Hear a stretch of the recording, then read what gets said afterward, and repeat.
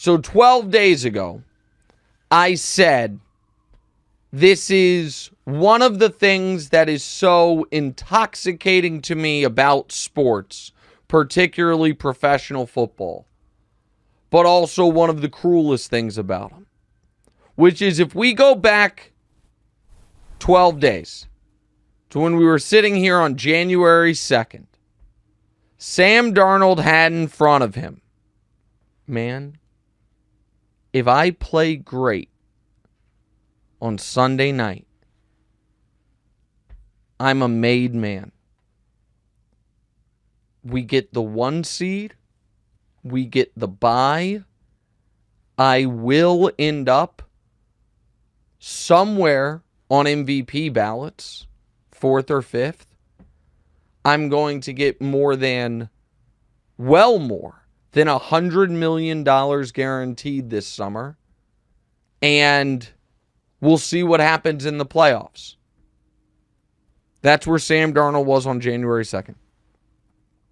Play great in one game, one more game, after playing some of the best football of his life. Can I do it one more time on the road in Detroit, get the 1 seed locked?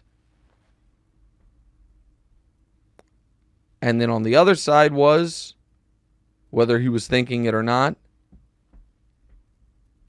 but if I play terribly, I then, a week later, will go into a game where if I'm bad again, it's same old Sam. And forget 100 million, forget 90 million, I might be staring at another year-to-year situation. And everyone's going to say the clock struck midnight. It's how thin the margins are. Play great one more game. Change myself, my legacy, how I'm thought of, and my family's life forever. Play terribly in that game, and then the next game, my whole career is on a knife's edge. And sadly for Sam, he went 0 for 2. And he had his 2 worst games of the year in 2 standalone national television, Tirico and Collinsworth, and then Aikman and Buck, 30+ million people watching, and they watched him seeing ghosts again. And now, can any team in the league that actually thinks they are contenders say to their fan base this offseason, guys, here's what's going to put us over the top? Sam Darnold. And the answer to that question, sadly, is probably no. And the Vikings, who drafted a quarterback in the first round last year and wanted to give him the reins, if he's healthy, are they just going to hand the job to Sam Darnold, even if they bring him back? The answer to that is no. And Aikman, understandably, kind of lit him on fire last night. Basically said, 14 wins, schmorteen wins. You played shitty when it mattered most, and now people aren't going to believe in you. And they were really, truly awful performances. Last night, DeMonte, last night, he was worse than the stats suggest. Like, the stats, okay, 78 rating, that's not good, but it's not, horrifying. 1 touchdown, 1 pick, 245 yards. But if you watched that game, he was shook from the opening moment. Every drive that just kind of ruined what they had going on. Couldn't get the ball out. And they were awful really sacks. Yeah. Panicking early, minus 10 trying yards to spin out of pressure, and then just getting cooked. And listen, I didn't think Kevin O'Connell covered himself in glory last night.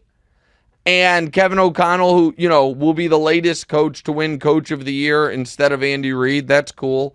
He's now, Kevin O'Connell now has to deal with the fact that he's had a 13-win team play a home playoff game and lost to Daniel Jones, and a 14-win team be a favorite in a neutral site playoff game, not a road playoff game anymore, neutral site, and they scored 9 points.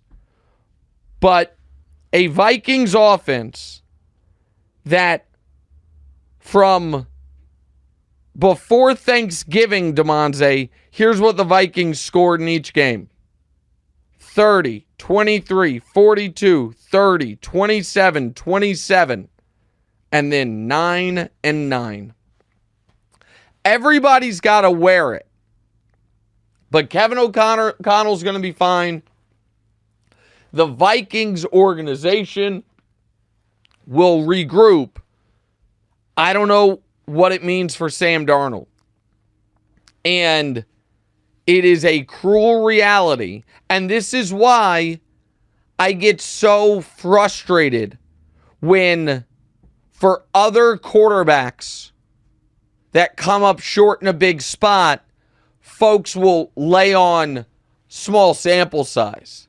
Guys, it's a small sample size sport. Sam Darnold had around 15 possessions. 15 possessions that were going to change entirely the trajectory of his entire career. Came up short in them, and now he's just back to being Sam Darnold. Do you think that there was anything significant that happened in the last couple of weeks that, made them flame out like that, or would you say that they were frauds the entire time? No, it's not that they were frauds the entire time. The O-line's got to take a little bit of the heat too. Yeah, but they lost Christian Darrisaw maybe the best left tackle in football, months ago, and they were fine.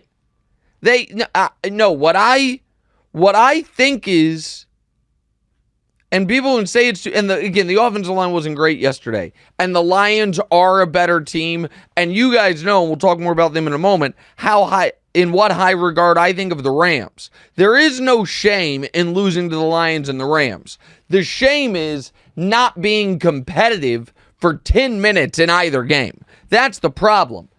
But it's not that they were frauds the whole time, DeMonte. It's that the Vikings being this team was built on a foundation of we're getting excellent quarterback play. Guy has 35 touchdowns, 12 picks. He's stepping up in the pocket against Seattle, game on the line, delivering a dime to Justin Jefferson in double coverage. And the moment that went away, it wasn't sustainable.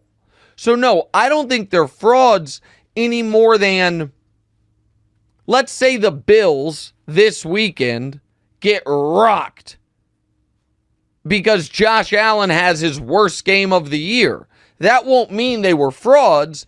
It would mean they were a team, and this is the Bills are not the Vikings. The Vikings have more talent across the roster than the Bills. Bills don't have Justin Jefferson, but you understand what I'm saying. They are a team that was being lifted by elite quarterback play, and that Darnold gave them elite play this year. I was the guy saying he beats the Lions.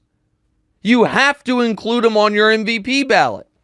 But I'm also the guy who does not find it in conflict to believe that, and also believe, but if he loses the Lions and plays poorly, the guy's career's on the line.